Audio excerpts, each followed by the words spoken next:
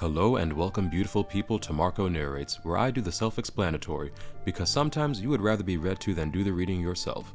Especially if you're preoccupied with slaying dragons, uniting talking dogs with their other halves, and helping young women get some sweet murderous revenge on the people they used to love, as one does in Skyrim.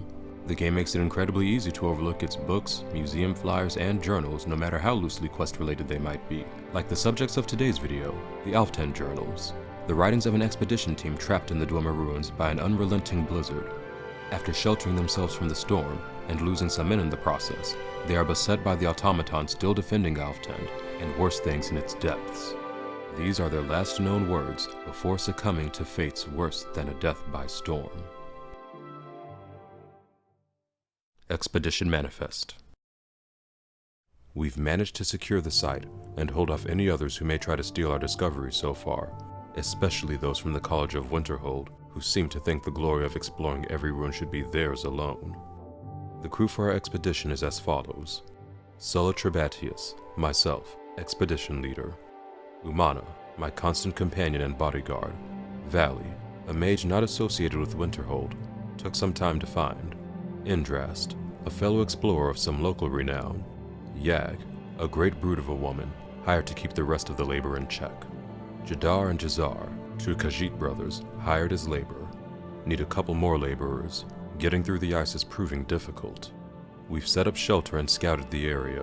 The smaller ruins on the lower plateau of the glacier don't seem connected to the main structure, and we haven't managed to find a way into the tower parapet we found here.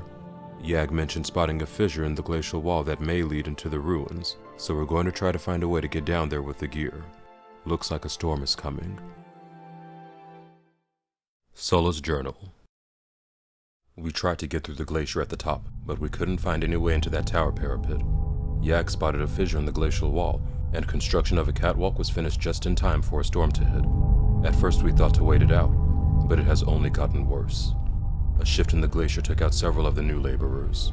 I ordered everyone to quickly move as much of the supplies as we could into the fissure, and we managed to get most of it. One of the hands decided he wasn't going to listen, and tried to make it out through the storm, but got blown off the catwalk by the wind. Looks like we are all well and truly stuck in here. But for all that, I feel even more driven that I should be the one to uncover the mysteries of this ruin.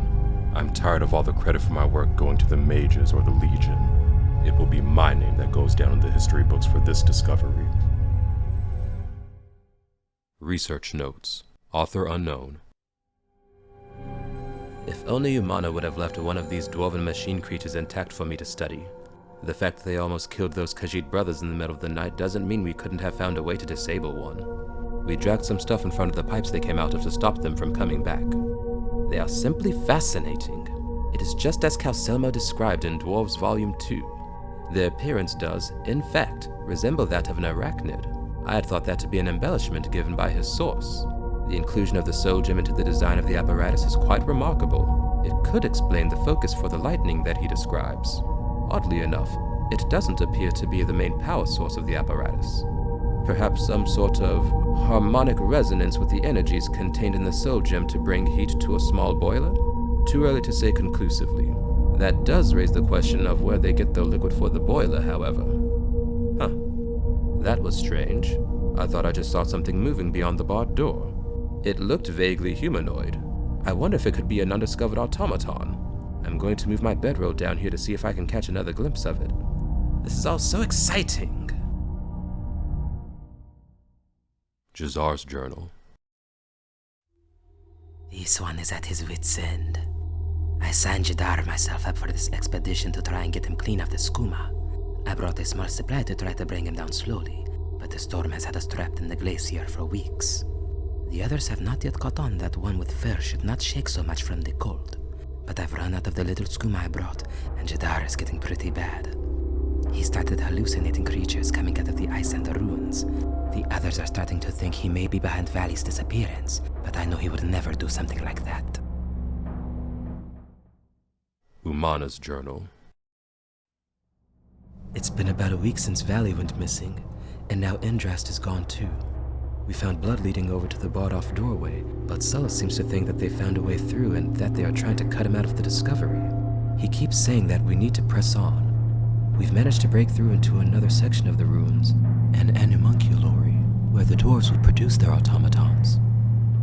We learned the hard way that the metal creatures are still alive in there, and it hasn't improved Yag's mood at all. She holds that the Khajiit brothers aren't involved with the disappearances, and has been keeping a hard eye on Sulla. The rations have all but run out, and we are going to have to decide soon whether to brave the storm or try to push further into the ruins. I don't know if the echoes of screams I've heard in my sleep are those of our missing comrades, or my own nightmares.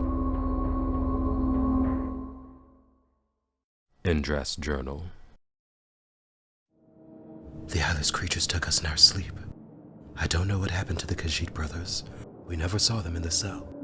I managed to pick the lock and we made a break for it, but got split up. Sulla yelled something about not leaving without finding what he came here for, and Umana chased after him. Yag and I tried for the top of the cave shaft, but one of the ramps was broken. Without a hesitation, she grabbed me by the scruff of my tunic, threw me atop the ledge and told me to run. And I did. I didn't even look back. I just ran like a coward. I could hear her fighting them and I just had to get away. I didn't even notice the arrow on my shoulder till I hit here. Those metal creatures are still all around me, and I'm too terrified to even move. Hey, Divines, please just take me now.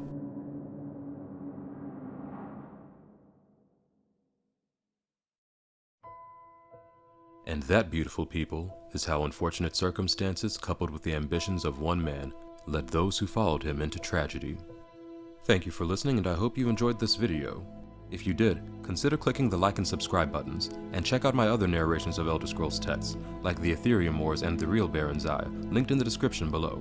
I have Volume 2 of the real Barenziah likely coming in June, and perhaps another one or two between now and then, like the Lusty Argonian Maid or the 36 Lessons of Vivek, as suggested by other viewers. If you have a specific text you'd like to hear narrated on the channel, then let me know in the comments, and we can get it in the queue. Thanks again for watching, and I'll see you in the next one. Assuming you don't go exploring any deep dark ruins in the meantime.